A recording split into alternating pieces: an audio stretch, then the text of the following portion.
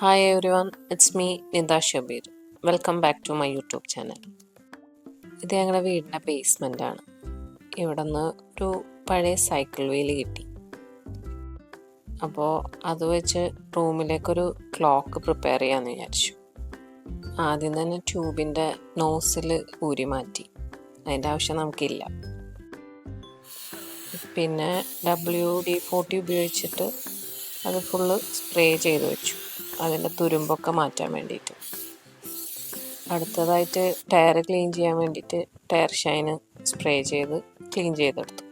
Tyre clean ചെയ്ത് കഴിഞ്ഞപ്പോഴത്തേക്കും WD-40 എഫക്റ്റായി. നട്ടും ബോൾട്ടൊക്കെ നല്ല ഈസി ആയിട്ട് പോകുന്നു. അതിൻ്റെ അകത്തുനിന്ന് ബെയറിംഗ് ബോൾസൊക്കെ മാറ്റി റിമ്മൊക്കെ ഒന്ന് നല്ലോണം തുടച്ചെടുത്തു. അതിനുശേഷം ഒരു off white colour 3 coat paint ചെയ്തു. പെയിൻ്റൊക്കെ ഡ്രൈ ആയതിന് ശേഷം മെഷീൻ ഞാൻ ഫിക്സ് ചെയ്ത് കൊടുത്തു. 23mm മെഷീനാണ് ഞാൻ അറ്റാച്ച് ചെയ്തത്. മെഷീൻ്റെ മുകളിലേക്ക് ഒരു ഫ്രീ വീലും കൂടെ ഞാൻ സെറ്റ് ചെയ്തു. ഇത് വെറുതെ ഒരു ഭംഗിക്ക് വേണ്ടി സെറ്റ് ചെയ്തതാണ്. അടുത്തത് നമ്പേഴ്സ് സെറ്റ് ചെയ്യുക ചെയ്തത്.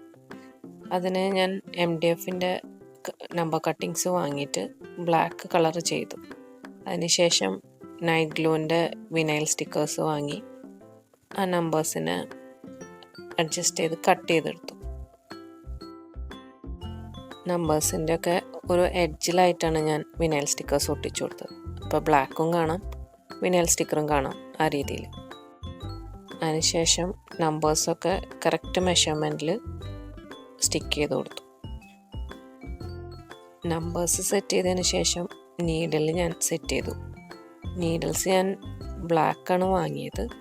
അതിൻ്റെ മുകളിലായിട്ട് നൈറ്റ് ഗ്ലോൻ്റെ വിനൈൽ സ്റ്റിക്കേഴ്സ് ഒട്ടിച്ചു കൊടുത്തു. സെക്കൻഡ് നീഡിലും കൂടെ വെച്ചതിന് ശേഷം നമ്പർ അഡ്ജസ്റ്റ് ചെയ്ത് ക്ലോക്കിൽ ബാറ്ററി ഇട്ടു. ക്ലോക്ക് അങ്ങനെ വർക്ക് ചെയ്യാൻ തുടങ്ങി. അപ്പോൾ എല്ലാവർക്കും എൻ്റെ ക്ലോക്ക് ഇഷ്ടമായെന്ന് വിചാരിക്കുന്നു. വീഡിയോ ഇഷ്ടമായെങ്കിൽ ലൈക്ക് ചെയ്യുക, ഷെയർ ചെയ്യുക, കമൻറ്റ് ചെയ്യുക. പിന്നെ മറക്കാതെ എൻ്റെ ചാനലൊന്ന് സബ്സ്ക്രൈബും ചെയ്യാം. അപ്പോൾ അടുത്ത വീഡിയോയിൽ കാണാം. Thank you.